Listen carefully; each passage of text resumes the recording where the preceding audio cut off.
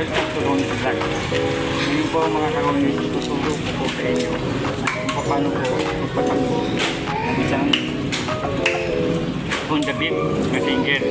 Tutulog po sa inyo yan. At sa susunod naman ay tutulog ko rin po sa inyo kung paano po magpatakbo isang bike na 4 wheels. Tutulog ko po rin sa inyo. Tutulog ko rin sa inyo kung paano magpatakbo ng isang Honda 125 na tricycle na pampasada. Tuturo ko rin po sa inyo yan.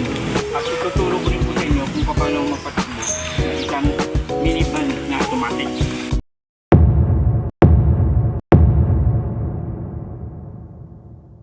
Hello mga karonis, ngayon po ang ituturo ko po sa inyo ay yung single na Honda Beat. Ngayon po, siya po ay naka-start na po. Start po natin ganyan. Hindi po siya i-start kung naka-stand po. Pag naka-stand po siya, hindi po siya i-start. Kahit anong gawin nyo pong i-start, hindi po siya i-start. Ngayon, sasakay po kayo. Tanggalin nyo po i-stand. I-start po siya. Pero pipsilin nyo po yung preno sa kaliwa. Pag preno nyo po sa kaliwa, pag i-start nyo po, i-start na po yan. Ganyan po ngayon. Pag i-start po yan, hindi po siya tatakbo. Basta sabihin nyo ni revolusyon. At under na po siya, basta ang revolusyon po, under na po siya. Ngayon, pag siya po ay in-stand ninyo, pusa po siyang mamamatay. Kaya kailangan po hanggang stand bago yung pa-startin ulit. Dito sila sa preno, pa-start. Ngayon, dahan-dahan lang po ang preno. Pag kayo po'y magdadrive, ay sa maluwag po na kalsada. Huwag mo po akong gayahin dahil kami po yung mag-professional na driver na po.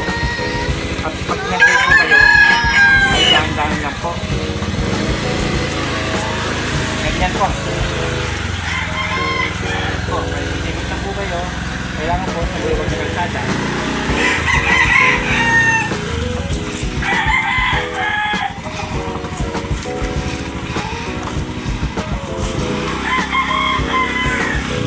Pag nag-preno po kayo, kanan, kaliwa, kanan po preno. Pwede po sa kanan, pwede po sa kaliwa. Titingin po kayo sa mirror. Pwede po kayong kumuha ng lisensyang student. Mag-aaral na po kayong mag-drive. Pero may kasama po kayong professional driver. Pagpatay nyo pong ganyan, titingin po siya. Pwede na pong i-start.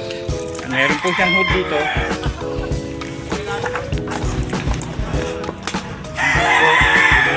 Dito yung inyong mga kapote saka mga registro, single na motor.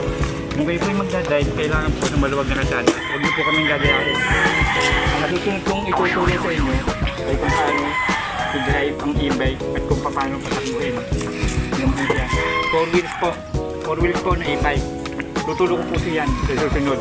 At huwag niyo po muna kalimutang mag-subscribe sa aking YouTube channel para po ma-update kayo sa lahat ng aking ituturo. Salamat po.